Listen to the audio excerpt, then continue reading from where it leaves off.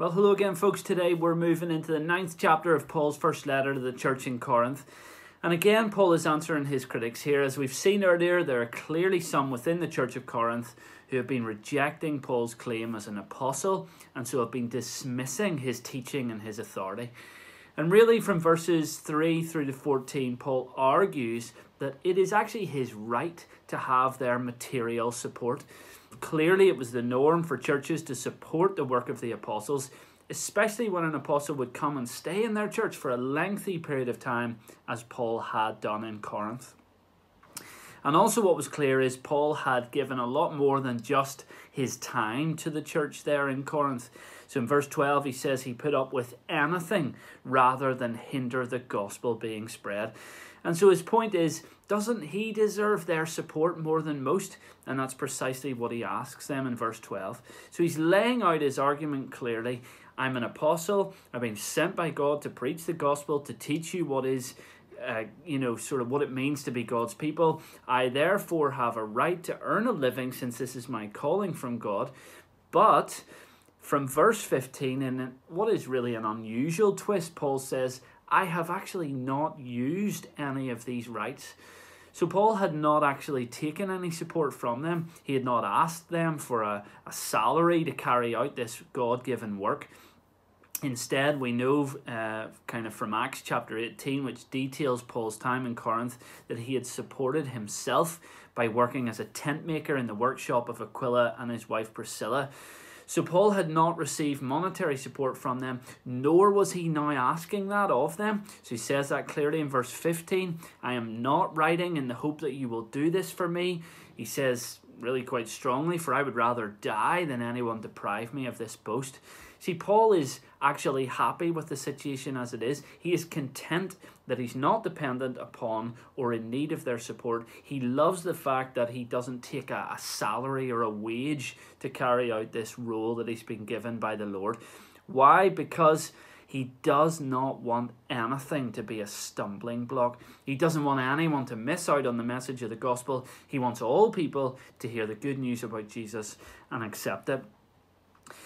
So Paul seems to have genuinely reached a point of utter contentment in his life circumstances, and he actually writes about this elsewhere in his other letters. So for example, in Philippians 4, he says, I know what it is to be in need, I know what it is to have plenty, and I have learned the secret of being content in any and every situation, whether well-fed or hungry, whether living in plenty or in want.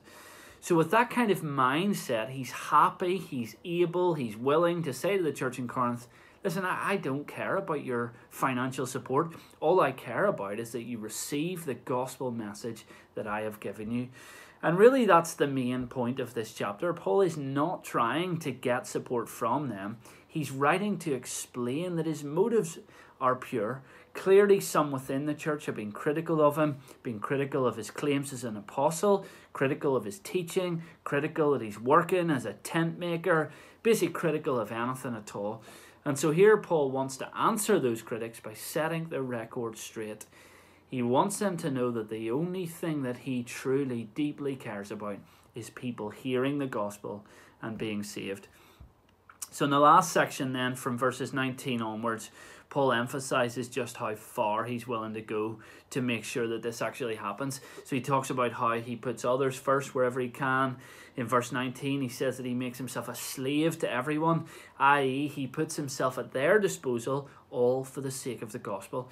And he gives examples of what that kind of looks like. So, he talks about how when he's among Jews, he basically saying he was kosher in what he ate so as not to be a stumbling block to them. When he was among Gentiles, he was not kosher so as not to force a burden upon them. When he was among everyone who was kind of very, very religious, he observed their religiosity, and then likewise the other way around as well. And the point being, he did whatever it took not to be a hassle, not to be a disruption, so that he could win their favour and convince them of the important thing, which is the gospel truth about Jesus Christ. The gospel, in Paul's mind, was all that mattered.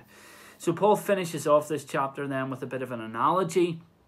he really wants the Corinthians to run the Christian race in the same way that an athlete runs a race in the games.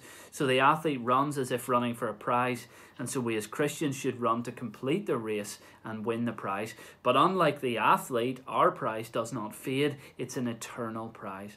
And Paul urges the Corinthians to have this self-control, to be disciplined in their efforts. And particularly, he has in mind certain areas of life which they're not quite living in the right way. And he goes on to discuss that in more detail in the next chapter. So that brings chapter 9 to a conclusion for now. We'll come back, we'll look at more at those details on Monday in chapter 10. Until then, though, have a good weekend and God bless.